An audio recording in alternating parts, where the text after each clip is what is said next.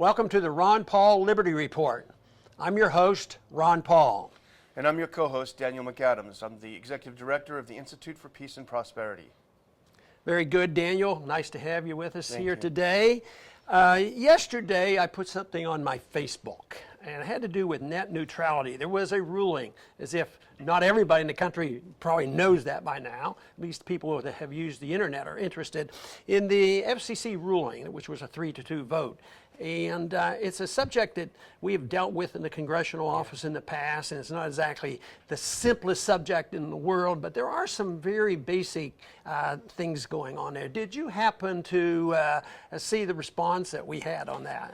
Yes, sir. It was incredible, actually. I think we had about, last count, about 1.5 million people saw it, and we had about 3,000 shares, so it definitely got some attention. Yeah, it's a subject, you know, we work together, of course, on our internet program and the Institute's website, but it's not that you can always predict what the people are interested in, but obviously net neutrality is a big issue, and it has been for a good many years. And quite frankly, even though there's this vote, the regulations come up and Congress can react, so this may go on for a while. Yeah. But this was to me pretty amazing, the amount of interest. And my guess is what happens is that there's a lot of demagoguing going on, a lot of populist talk about it, who pays the bills, and they don't understand a lot of the fundamentals. Now, generally, it's been easier for me to sort this out by thinking about basic free market principles and abiding by those, and thinking that if it's a difficult problem and it's not really easy to understand, it doesn't mean we need more government. Maybe we need less. And as far as I'm concerned, you know, net neutrality means more government, and they even talk about making it a public utility. Exactly. Excuse me. I think there is a lot of confusion about it, and I think a lot of well-meaning people who may hate their cable companies or they hate their internet providers and they think they're getting gouged. They have the idea, well, if only the government takes it over and gets involved, you know, in the long run, it's going to be good for me, so I'm all for it. And it's a difficult argument. You know, most of the time, people cave in on all regulations: banking regulations, medical regulations, drug regulations, food regulations. It's always done for the people. But so often, if you look behind the scenes, it's done for the protection of maybe some very special interests, and maybe it's going to be the companies.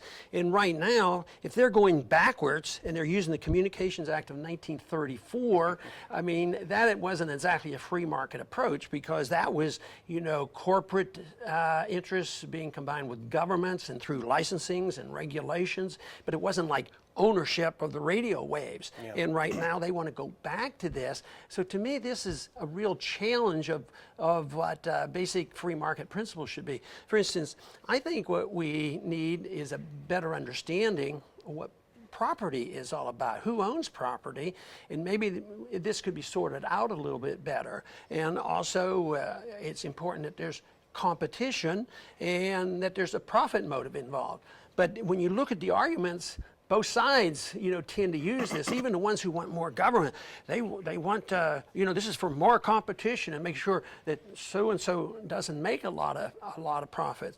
But you know, the couple headlines that I saw really bothered me a bit, because one person argued this is fantastic that we have net neutrality because this will protect free speech. This is freedom of speech, and it will allow us to communicate freely. Yeah, the right to communicate. I hardly think that is going to be the case. Yeah, they do talk about the right to communicate freely as if you know, the government will somehow protect us from the corporations. And I think, you know, as you pointed out to the Act of 1933, you know, this created monopolies that they later had to go back and correct and break up. It took a long time to do this.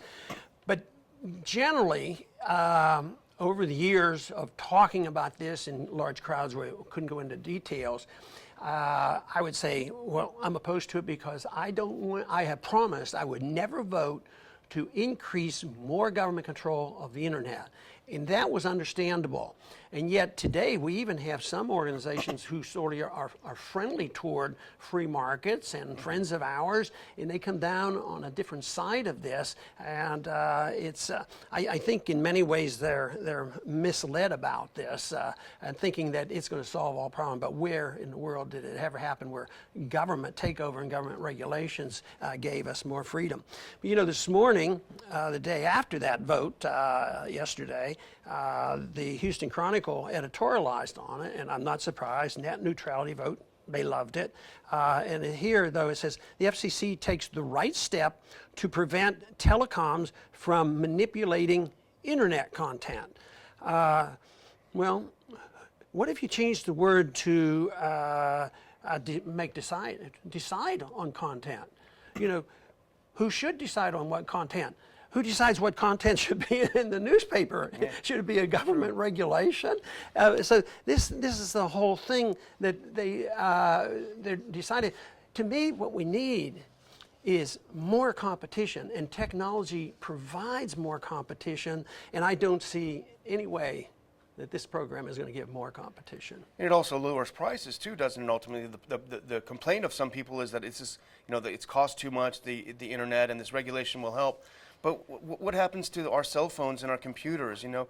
But when I was in college, only the very richest kids had a computer, you know, and nowadays even people who don't have any money really can have computers. That wasn't government regulation that did it. Yeah, I made that analogy at the time of 9/11, you know, when they were coming in and taking control of everything. I said, what if you had the Department of Homeland Security set the stage for making sure that for security reasons, every American should have a cell phone. So we will designate BlackBerry to provide the cell phones for it. And they had the inroads to this. It would have been a total disaster. But here, this was technology moving along. There was competition and prices came down. But I at times believe that people don't have a true understanding what property rights are about, the right to own property. Because everybody's for property, ownership of property to some degree. They'll say, well, isn't your home private property? Shouldn't we have a right to use our home? Liberals and conservatives say, sure, that's the case. But some might say, yeah, but you don't have a right to have a gun in your house. You don't have a right to have marijuana in your house.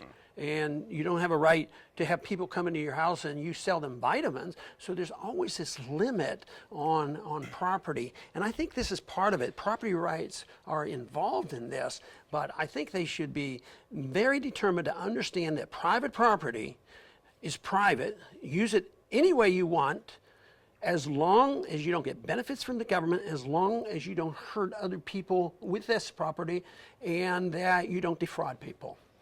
Yeah, I think there's this mistaken view that we can create some sort of utopia by mixing things up, and I don't think you've ever argued that doing it without the government being involved will create a perfect system.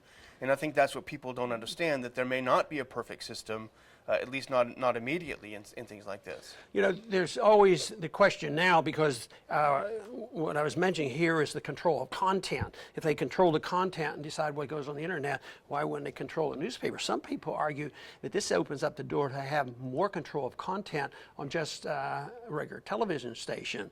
And even in the statement I made yesterday, I alluded to the fact that, well, what if your organization, the Organization for Peace and Prosperity, takes a position that we don't like war and we should be very cautious about going to war? Well, maybe they'll come in and say they have a right to regulate this. So can you think of any other way that net neutrality may enter into the field of national security?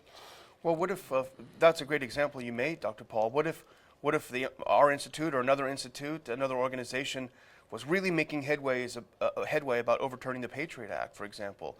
And it may seem like a dramatic, and you pointed this out in your statement, it may seem like a dramatic statement to make right now, but what if it were getting so close and there were people in the government who were so worried about this Patriot Act being reversed and being thrown out, that they start looking closely at the organizations who are at the cutting edge of mobilizing people? It's a theoretical issue, but I think, you know,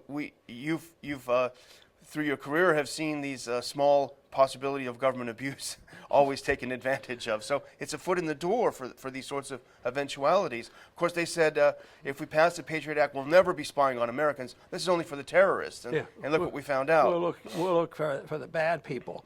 But I fear the fact that they will control content, and that is a big thing. But we already have a problem. You can't say, well, what we have is perfect. But you know, the internet, even with this imperfection, does a pretty good job. You know, I on a daily basis, you know, I have pretty good internet services. I'm not looking for somebody to help, but I don't want anybody to get in the way of competition. And it looks like maybe more bandwidth or something like that. I don't know the technology, but it just seems like there was going to be more opportunity when you have wireless and satellites and bandwidth. I understand that they don't use the full extent of how much is available on bandwidth, but then again, it might be obstacles in making sure that you can get it into the private domain, and you have to get a license from the government. But today, even if you look at the news, I don't want any more control of the internet or TV stations, but I think there's something going on in this country where it's almost over and above this, because when you look at some of the things that we stand for, we find out that the so-called Republican conservative stations and liberal Democratic stations are opposed to more freedom, and guess what? They sometimes are in bed with big government, and to me, this whole thing looks like it's just inviting more, you know, cooperation between big business and government. Always with, we're going to protect the people and make sure they don't get overcharged, but who's going to set the fees, and who's going to make the profits? And do you think there could be any? I mean, it's a rhetorical question in a way, but don't you think that government after this will need to expand? They'll need to have a new bureau to monitor this. They'll need to hire a few hundred people to monitor this, you know, and you plant the seed and then it continues to grow. Sort of like the debate, remember, after 9/11, and they wanted this Department of Homeland Security, this little department to make sure we're all secure, which, you know, basically isn't the fundamental purpose of government. It's not to have a monolith in Washington, D.C. Now everybody's getting hysterical. They might lose 2 days of pay or something. But no, I think that dependency on government for this and equity and fairness, it's all fine terms, but people need to think about liberty and property and competition and get the government out of the way. But people say, well, no regulation. No, I just went through how it's regulated. There are limits on what people can do, and it's by natural law. You know, yes, you have a right to own something, but you don't have a right to take your gun and shoot somebody, you know, for no purpose. You know, this sort of thing. Exactly, and you see even some of the companies having internal regulations that are successful. You know, as property ownership, I think Google has done something where they've banned nudity on their blogs that they host. You know, so these companies should have the right to control how people use their products. Right. Well, anyway, I think net neutrality is a fascinating issue. It invites economics, technology, and property rights and the whole works, and a lot of politics involved, and a lot of special interests, and I think it's going to be here for a while. But I am annoyed that the Republican solution is to legalize net neutrality, but they get to run the show. A little bit better than the FCC running it, but it's still, we have to look at the principle, do we need more government or not? Thank you for watching, and make sure to join us next time for the Ron Paul Liberty Report.